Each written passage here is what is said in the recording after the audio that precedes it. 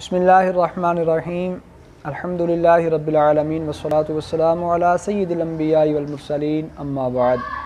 عزیز طلباء، گزشتہ سبق کے اندر ہم نے اسباب منع صرف کی تفصیل پڑھتے ہوئے جمع اور ترکیب کی تفصیل پڑھی۔ اس سبق کے اندر ہم انشاءاللہ الف نون زائدہ تان اور وزن فعل کی تفصیل پڑھتے ہیں۔ مصنف نے الف نون زائدہ تان کے بارے میں فرمایا اما الالف والنون الزائدتان ان کانتا فی اسم فشرطه ان یکون علما کعمران وعثمان فسعدان اسم نبات منصرف لعدم العالمیت وان کانتا فی صفات فشرطه الا یکون مؤنثه على فعلانۃ کسکران فندمان منصرف لوجود ندمانۃ۔ اچھا جی، الف نون زائدہ تان۔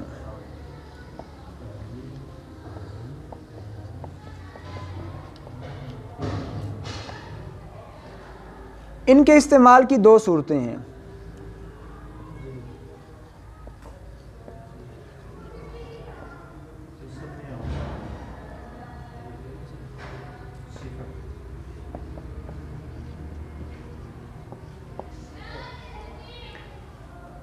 ان کانتا فی اسم، اگر یہ دونوں اسم میں ہوں، الف نون زائدہ تان اگر دونوں کہاں ہوں؟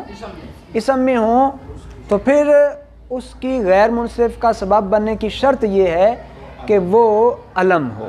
جس اسم میں ہوں وہ اسم کیا ہونا چاہیے؟ کسی کا نام ہونا چاہیے۔ کیا ہونا چاہیے؟ نام۔ ایک ہی شرط ہے۔ جیسے عمران ہے، عثمان ہے۔ اب دیکھیں، الف نون زائدہ تان اس میں پائے جا رہے ہیں اور اسم میں ہیں اور یہ کسی کے نام بھی ہیں، تو لہٰذا یہ کیا ہوں گے؟ غیر منصرف۔ ایک تو یہی کہ الف نون زائدہ تان پایا جا رہا ہے اور دوسرا یہ علم ہے، معرفہ ہے۔ دوسری صورت، اچھا اس میں پھر ایک چیز ہے، اگر یہ شرط نہیں پائی جاتی علمیت والی تو پھر کلمہ غیر منصرف ہو سکتا ہے؟ پھر غیر منصرف نہیں ہوگا، کیونکہ اگرچہ الف نون وہاں موجود ہے لیکن تاثیر کی جو صورت تھی، شرط تھی، وہ نہیں پائی جا رہی اور وہ تھی علم ہونا۔ اب سعدان، ہمارے پاس ایک لفظ ہے سعدان، یہ کیا ہوگا؟ منصرف۔ منصرف ہے، اس کی وجہ کیا ہے؟ اگرچہ الف نون اس میں پایا جا رہا ہے لیکن علم نہیں ہے، یہ علم نہیں ہے، تو علم نہ ہونے کی وجہ سے یہ کیا ہوگا؟ منصرف ہوگا۔ دوسری صورت میں آ جائیں، اگر یہی دونوں کس میں ہوں؟ صفت میں ہوں، تو اس کی شرط یہ ہے غیر منصرف کا سبب بننے کے لیے کہ اس صفت کی مؤنث فعلانۃ کے وزن پر نہ آتی ہو۔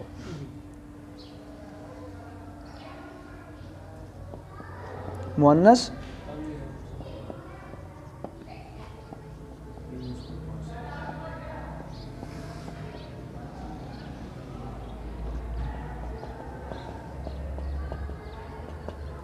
فعلانۃ کے وزن پر نہ آئے، اگر آ جائے پھر کلمہ منصرف ہوگا۔ جیسے سکران ہے، سکران یہ غیر منصرف ہے کیونکہ اس کی مؤنث سکرانۃ نہیں آتی۔ سکران کیا ہوگا؟ غیر منصرف، سکران۔ اور ندمان یہ منصرف ہوگا کیونکہ اس کی مؤنث ندمانۃ آتی ہے جو کہ فعلانۃ کے وزن پر ہے، تو سکران غیر منصرف،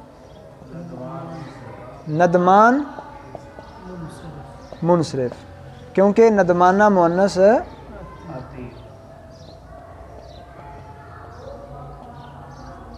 آتی ہے۔ بات واضح ہو گئی؟ چلیں جی، اس سے آگے جو ہے اسباب منع صرف میں سے آخری سبب وزن فعل، اس کی تفصیل پڑھتے ہیں جی۔ مصنف نے اس کے حوالے سے کیا ارشاد فرمایا؟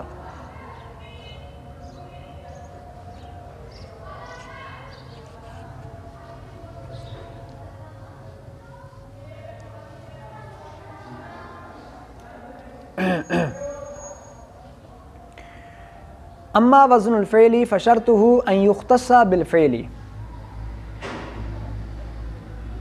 ولا يوجد في الاسم الا منقولا عن الفعل كشمر وضرب وان لم يختص به فيجب ان يكون في اوله احدى حروف المضارعة ولا يدخل الهاء كأحمد ويشكر وتغلب ونرجس فيعمل منصرف لقبولها الهاء كقولهم ناقة يعملة. وزن فعل جی، اس کے لیے شرط یہ ہے کہ وہ وزن فعل کے ساتھ خاص ہو اور اسم میں اگر پایا بھی جائے تو فعل سے منقول ہو کر آئے، وزن فعل کا ہی ہو، فعل کے ساتھ ہی مختص ہو، اسم میں ڈائریکٹ نہ آئے. اس کی دو صورتیں ہیں جی وزن فعل کی بھی. پہلی صورت کیا ہے؟ شرط.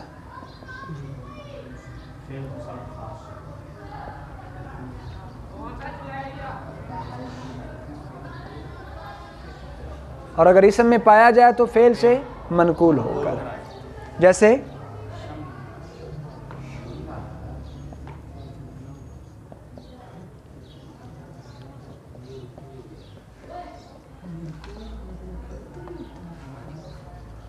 شمارا، باب تشمیر، تفعیل، تفعیل سے یہ ماضی کا صیغہ ہے. دوریبا فعیلا کے وزن پر، ماضی مجہول کا صیغہ.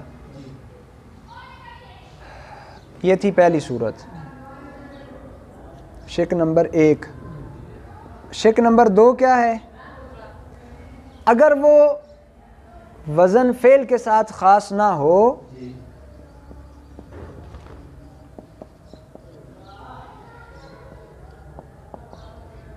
تو پھر کیا ہوگا جی؟ پھر ضروری ہے کہ اس کے شروع میں حروف مضارع میں سے کوئی ایک حرف آئے اور آخر میں ہا نہ آئے. پھر اس میں دو چیزیں اور پائی جائیں.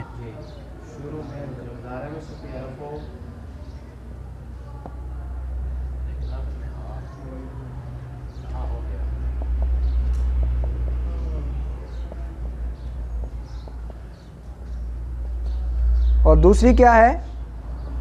آخر میں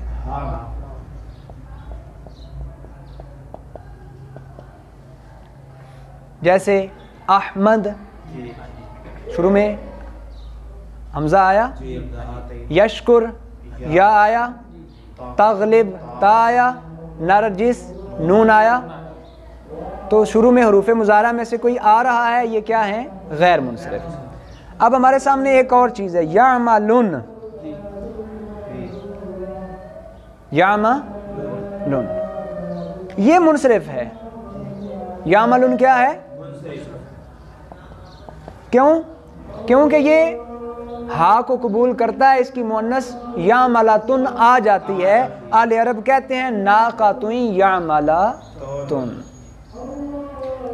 یہاں تک الحمدللہ ہم نے اسباب منع صرف کی تفصیل مکمل پڑھ لی. اللہ رب العزت